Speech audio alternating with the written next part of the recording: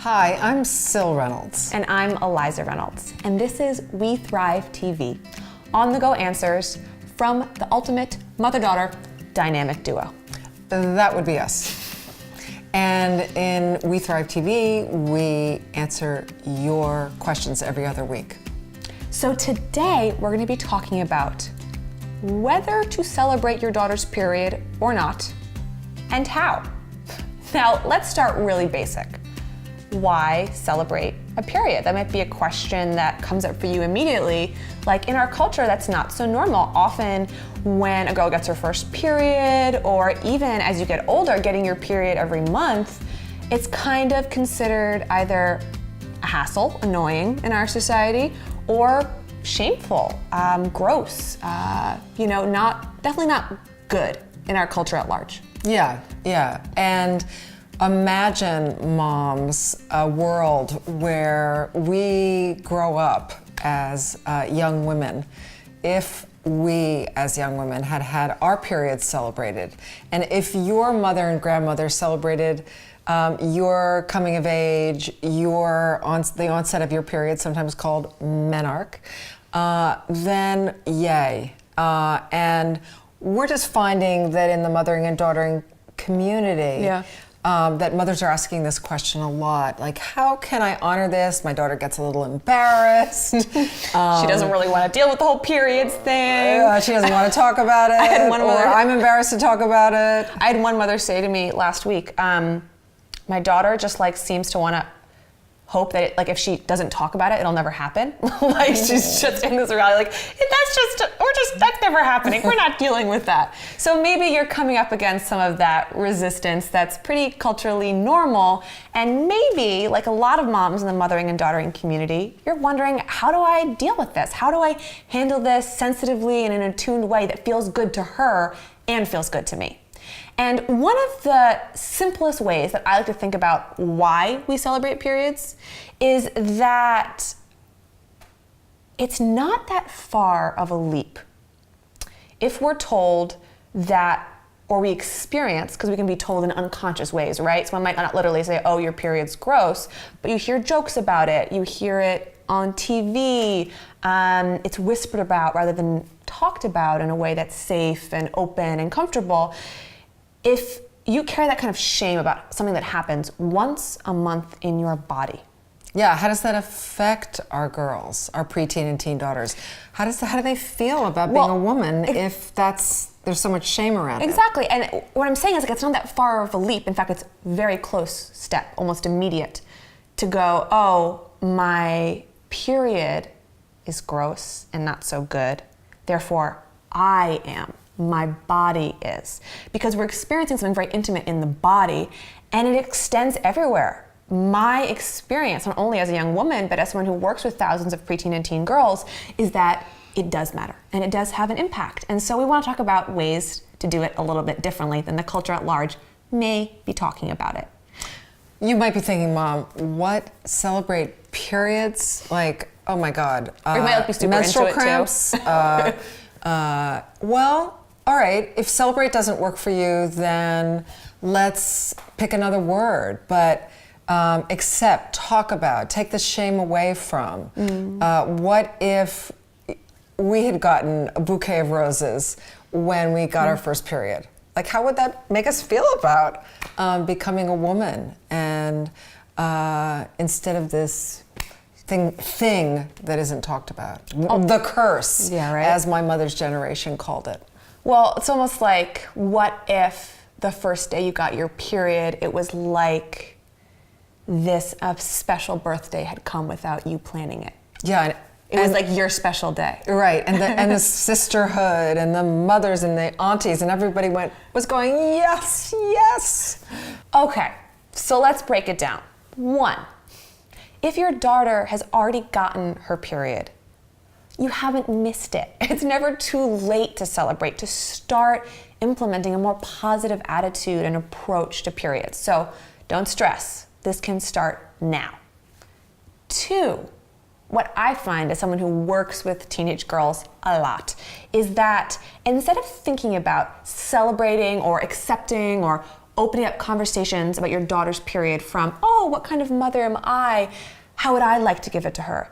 Actually tuning in to what kind of daughter do you have? What does celebration mean to her?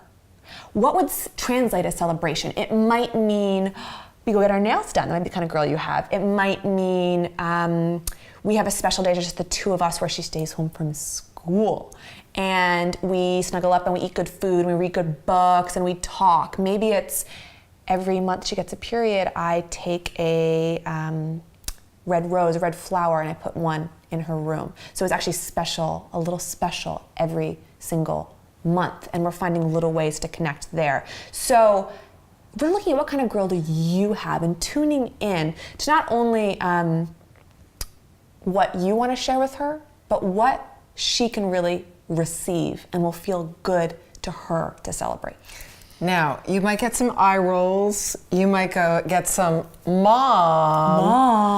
But I promise you, what you are doing, moms, by in big ways, small ways, everything in between, you're celebrating your daughter's femininity. You are you're modeling, you're mirroring back to her that this gift of life and this incredible female body, and that is an incredible gift to her that she will always take with her wherever she goes. Because remember, in mothering and daughtering, we're really about you being the adult. So your daughter might feel a little awkward. She might roll her eyes. You might get a little attitude, and that's okay. She can have that response or that little bit of reaction, and it can still be the right thing for you to do. It can still be right for you to celebrate, to make it special, even as you're almost dancing with her discomfort or a little bit of her embarrassment, because I promise on the other side is something that is so special and so necessary for her, I believe, and in our culture. It's beautiful what Eliza said, because moms, we can really relate in that this was probably missing for you. It certainly was for me. I mean, it was not honored, initiated. It was like basically a non-event. Nothing happened. Nothing happened. Quiet. Yeah. Quiet on the home front. Quiet on the home front. And I don't blame my mother for that. It's just that there isn't a way we do that in this culture. Yeah. But I know it would have made a difference. And I know that more and more we women can weave this attitude about being in a female body. We can model that for our daughters, that it's really worthy of celebration.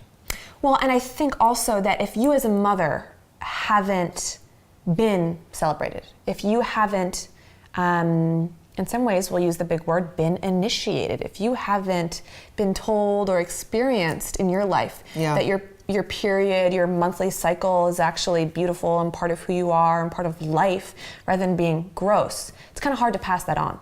And so we kind of like to say you gotta get it from someone else to be able to give it. And so making sure that if it is a place that's a little bit uncomfortable for you, or you haven't gotten that from sisterhood or any kind of women's group or connection, however it would be meaningful to you, that you make sure you're getting that so that then you can pass it along.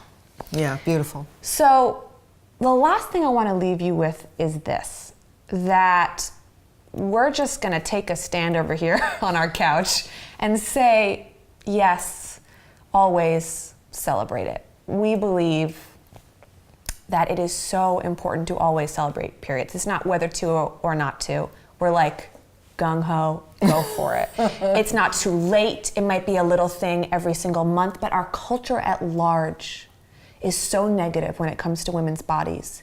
And that every little step we take towards helping to balance, right that scale in the direction of more love, more self-love, more acceptance is a righteous and beautiful act, and we need more of that in the world. You got this, moms. You got this. Mothering and daughtering revolution.